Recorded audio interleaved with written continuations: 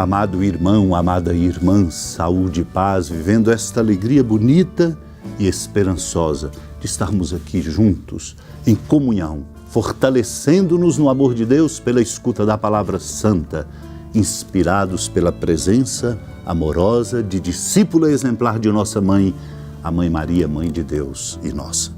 No caminho deste mês vocacional, nós somos desafiados a compreender a nossa vocação, desafiados para isso a alargar o nosso coração, o coração de nossa vida familiar e integrar no amor que se vive os outros, os vizinhos, os pobres, os necessitados, até mesmo os adversários.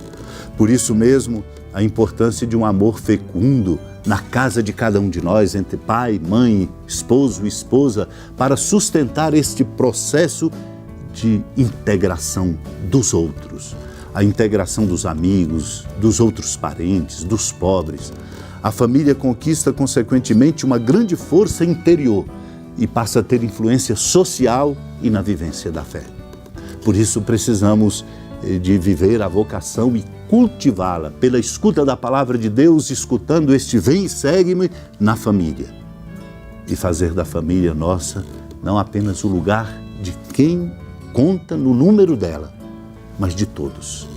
Deus nos ajude a viver esta missão para que a família de cada um de nós seja onde está, no prédio em que vive, na casa em que mora, no bairro em que se está, a família de cada um de nós seja um grande instrumento do amor de Deus. Depois que a multidão comer até saciar-se, Jesus mandou que os discípulos entrassem no barco e seguissem à sua frente para o outro lado do mar, enquanto ele despediria as multidões. Depois de despedi-las, Jesus subiu ao monte para orar a sós. A noite chegou e Jesus continuava ali, sozinho. A barca, porém, já longe da terra, era agitada pelas ondas, pois o vento era contrário. Pelas 3 horas da manhã, Jesus veio até os discípulos andando sobre o mar. Quando os discípulos o avistaram andando sobre o mar, ficaram apavorados e disseram: é um fantasma, e gritaram de medo. Jesus, porém, logo lhes disse: coragem, sou eu, não tenhais medo. Então Pedro lhe disse: Senhor, se és tu, manda-me ir ao teu encontro caminhando sobre a água. E Jesus respondeu: vem. Pedro desceu da barca e começou a andar sobre a água em direção a Jesus. Mas quando sentiu o vento, ficou com medo e, começando a afundar, gritou: Senhor, salva-me. Jesus logo estendeu a mão, segurou Pedro e lhe disse: homem fraco na fé, por que duvidaste? Assim que subiram no barco, o vento se acalmou. Os que estavam no barco prostraram-se diante dele, dizendo: verdadeiramente tu és o Filho de Deus. Após a travessia, desembarcaram em Genezaré. Os habitantes daquele lugar reconheceram Jesus e espalharam a notícia por toda a região. Então levaram a ele todos os doentes e pediam que pusessem ao menos tocar a barra de sua veste. E todos os que o tocaram ficaram curados. Amado irmão, amada irmã, Jesus saciou a multidão.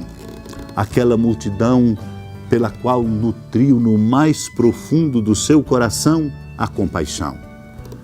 Mandou, depois daquele episódio, que os discípulos entrassem na barca e seguissem à sua frente para o outro lado do mar, enquanto ele mesmo despediria as multidões. Deus é misericordioso, uma misericórdia que se expressa na ternura, sem pressa. Deus não tem pressa para com o seu povo. Deus é misericórdia, Ele mesmo, um por um, certamente tocando a cada um, Ele despede as multidões. Só depois de despedi-las, Ele sobe ao monte para orar a sós. A noite toda, ali estava Ele orando. Aqui compreendemos porque Jesus é o revelador por excelência do rosto misericordioso de Deus Pai. Porque Ele cultiva intimidade com este Deus que é a fonte da misericórdia. Só assim poderemos ser misericordiosos. Se em Cristo cultivarmos o rosto na contemplação amorosa e na intimidade de Deus, o Pai das misericórdias.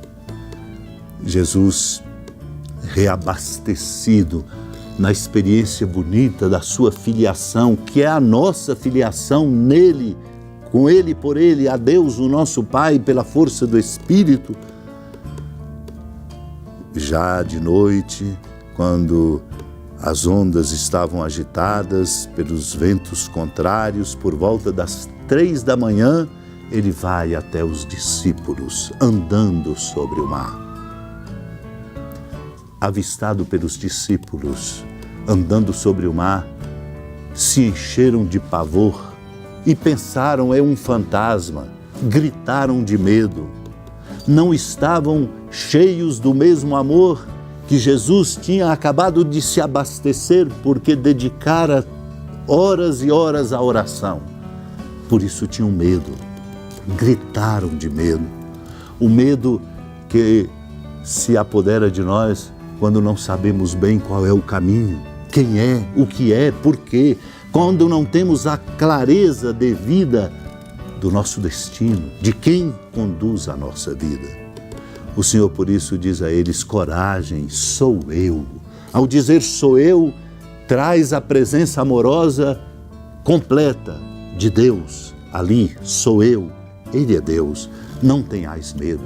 Só na medida em que Deus, de fato, está em nós, pela consciência afetiva que devemos ter dele que em nós mora, porque somos templo do Espírito Santo, é que nós superamos o medo. Eles quiseram uma comprovação através de Pedro, que diz: Senhor, se és tu, manda-me ir ao teu encontro caminhando sobre a água. Jesus diz: vem. Pedro desce da barca e começa a andar sobre a água em direção a Jesus. Mas quando sentiu o vento, ficou com medo e, começando a afundar, gritou: salva-me, Senhor. Pedro revela, portanto, a fragilidade na fé, a nossa fragilidade na fé. Por isso Jesus diz: homem fraco na fé, por que duvidaste?